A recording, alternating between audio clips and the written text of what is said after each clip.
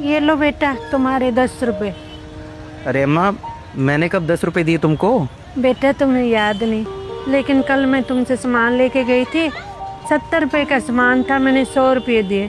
तुमने मुझे 30 रुपए की जगह 40 रुपए दे दिए वापस। हाँ हाँ हाँ, याद आया मुझे। लेकिन अम्मा मुझे एक बात बताओ, कल तो 5 रुपए के ऊपर तुम इतनी चिक चिक कर रही थी, बात बात पे मुझसे बहस कर रही थी, मोल भाव कर रही थी, और अब तुम 10 रुपए वापस देने मुझे चली आई हो।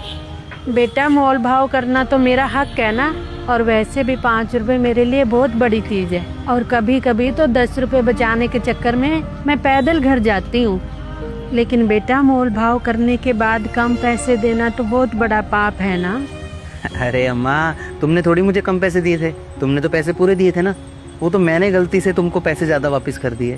और कर भी दिए तो क्या हो गया, वैसे भी 5 रुपए के ऊपर तुम मुझसे चिक चिक कर रही थी, तो 10 रुपए फालतू ही तो मिले थे तुम्हें, और मुझे क्या ही फ़र्क पड़ जाना था 10 रुपए से। बेटा तुम्हें तो कोई फर्क नहीं पड़ता, लेकिन मेरे मन पर तो बोझ रहता ना कि मैंने जानते बूझते हुए भी तुम्हारे पैसे खा लिए। इसीलिए बेटा मैं सुबह सुबह तुम्हारे पैसे लौटाने आ गई। अच्छा अम्मा, तुम आई कहाँ से हो वैसे? क्योंकि आसपास तुम्हें पहले तो कभी देखा नहीं। कहाँ रहती हो तुम? बेटा मैं सेक्टर 8 में रहती हूँ। क्या बात कर रही हो अम्मा, तुम सेक्टर 8 से मतलब 5-6 किलोमीटर दूर से यहाँ पे मुझे 10 रुपए वापस देने आई हो? हाँ बेटा, मन को सुकून चाहिए था ना। वैसे भी कुछ साल पहले मेरे पति चल बसे थे, लेकिन उन्होंने अपनी सारी जिंदगी नेक और मेहनत की कमाई की, और मुझे भी बताया कि कभी किसी का हक या किसी का पैसा नहीं मारना, ईमानदारी से ही ज़िंदगी बसर करनी है। क्योंकि बेटा इंसान तो चुप रह सकता है, लेकिन ऊपर वाला कभी भी हिसाब मांग सकता है। और बेटा अमीरी गरीबी दुख सुख तो आता रहता है, लेकिन इंसान का ईमान नहीं गिरना चाहिए। अच्छा बेटा मैं चलती।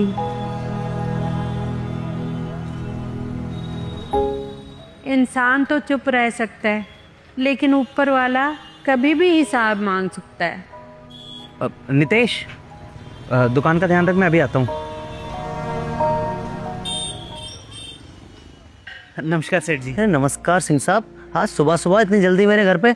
अरे कल तो मैंने आपका हिसाब कर दिया था ना। हाँ सेठ जी, हिसाब तो आपने पूरा कर दिया था, गलती मेरी तरफ से रह गई थी। कल जब मैंने हिसाब जोड़ा था ना, तो आपके गलती से मैंने 300 रुपये ज़्यादा जोड़ दिए थे। आपने भी अच्छे से देखा नहीं और मुझे पूरे पैसे देकर वापस आ गए।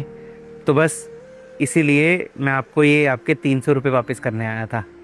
अरे सिंह साहब, 300 रुपये के लिए इतना दूर मेरे घर पे आ गए आप सुबह सुबह? अरे अगली बार जब मैं आपसे मिलता तो हिसाब कर लेते। पहले मैंने भी यही सोचा था सेठ जी, लेकिन फिर मुझे किसी ने याद दिला दिया कि हम तो इंसान हैं, और इंसान तो हर बात भूल जाता है, लेकिन वो ऊपर वाला है ना, वो कभी भी हिसाब मांग सकता है। क्या पता कब उसका बुलावा आ जाए। तो इसलिए अपना हिसाब ना पूरा रखना चाहिए हमेशा। चलिए सेठ जी, मैं चलता हूँ। और इंसान तो हर बात भूल जाता है, लेकिन वो ऊपर वाला है ना, वो कभी भी हिसाब मांग सकता है। माता जी। हाँ बेटा, आप कौन? माता जी आप मुझे नहीं जानते, लेकिन अंकल जी मुझे जानते थे। दरअसल माता जी, वो अंकल के जाने से पहले मैंने उनसे कुछ पैसे उधार लिए थे, तो वही देने आया था। अच्छा बेटा, मुझे तो इस बारे में नहीं पता। हाँ जी माता जी, उनके और मेरे अलावा किसी को नहीं पता था ये सब। इसलिए माता जी, उनके जाने के बाद मेरे मन में लालच आ गया था, और मैं ये देना नहीं चाहता था। इसलिए मैंने इतने सालों से पैसे वापस नहीं दिए थे, लेकिन मैं आपकी आज अमानत आपको वापस देने आया हूँ। बेटा आज इतने साल बाद फिर कैसे?